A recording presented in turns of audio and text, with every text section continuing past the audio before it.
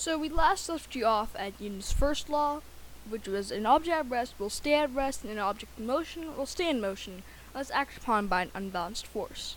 And if you guys remembered our ball example, the spinning top and the bicycle, you might remember that. So anyway, we're going to go to Newton's second law, which is sorry, I have to move it a little bit here. And which is law 2. The more inertia an object has, the more force is required to accelerate it. And this can also be expressed as a mathematical equation, which is force equals mass times acceleration, or F equals ma. So if you guys are a bit confused with that, let's review. So if you guys remember, inertia is the resistance of any physical object to any state of its change. So remember, inertia is kind of the resistance of the physical object and change of its state. Now, the more inertia an object has, the more force is required to accelerate it. So it means that now you have to overcome inertia even more. Now, remember the bike example we've expressed in the first video? Let's try to put the bike example again into use. Now, get a paintbrush and bring stack and red. Okay, so remember how to draw a bike.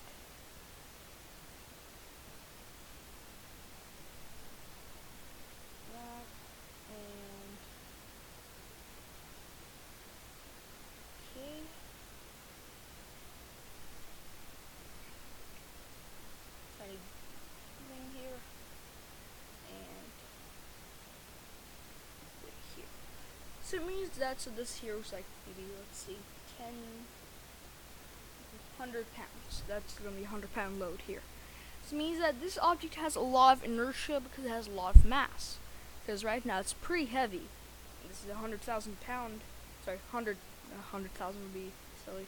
100-pound weight here. And when you're going to pedal that, it's going to be even harder to pedal. So you need more force to accelerate it. Now, if you guys want to know here's another example. Make this rock here. Oh, I didn't do that. Can you make it good of a rock? Anyway. Here. Again, like I said, the rock is on the ground and looks like not touching it. Anyway. So we're gonna make this, do my best attempt to draw a stick figure.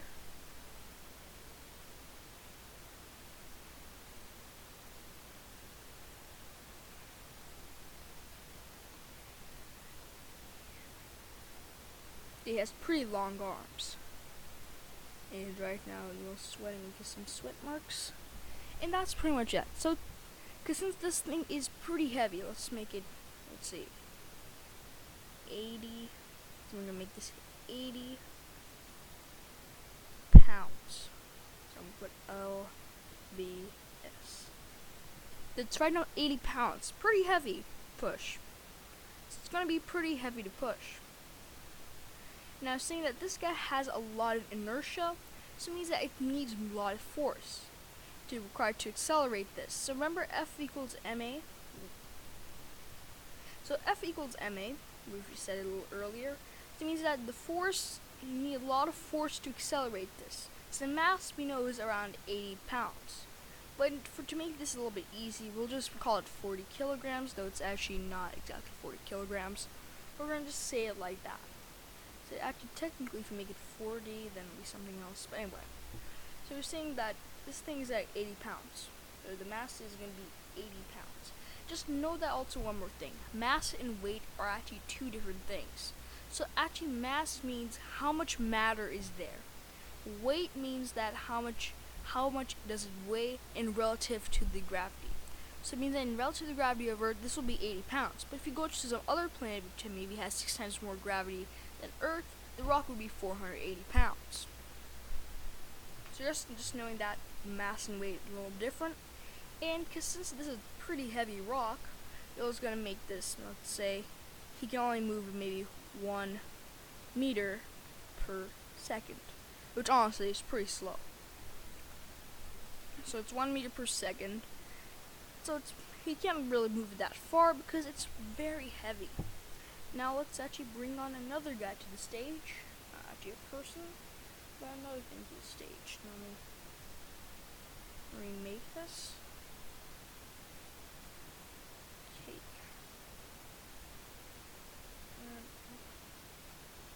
Putting that rock here, trying to make the same rock.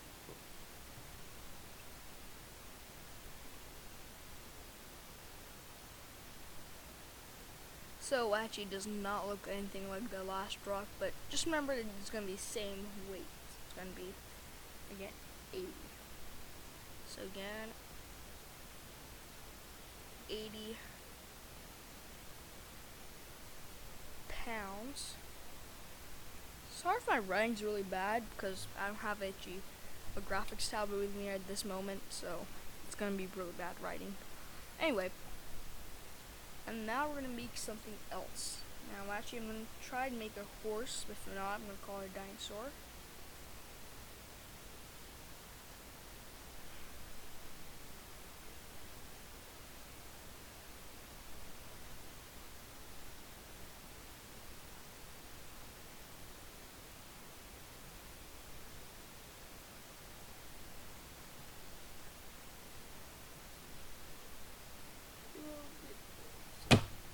Ear things, okay. So something dropped. Anyway, it's gonna look like this. So that's a horse. Now let's see if we can make some hands. Now he's trying to push this. I kind of look like a kangaroo, maybe. Anyway, so it's actually a horse, and actually his paws here should actually kind of be like that, but I kind of forgot to do that. But anyway. So he has much more. He can do much more. The horse can have much more force put on the rock. So it means that he can do it at a much faster rate.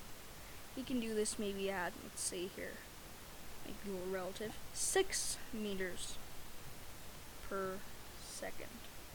So it's 6 times faster than, well, the human's doing. So now let's actually just kind of put this in this perspective. So the mass is 80 pounds, and the acceleration is different. So it's going to be 6 meters per second for the horse, 1 meter per second for the human. So actually, let's try this out. Do force equals m times a. Now it means that we're going to do this so we can substitute the variables here. So F again. So also force is actually measured in something called newtons.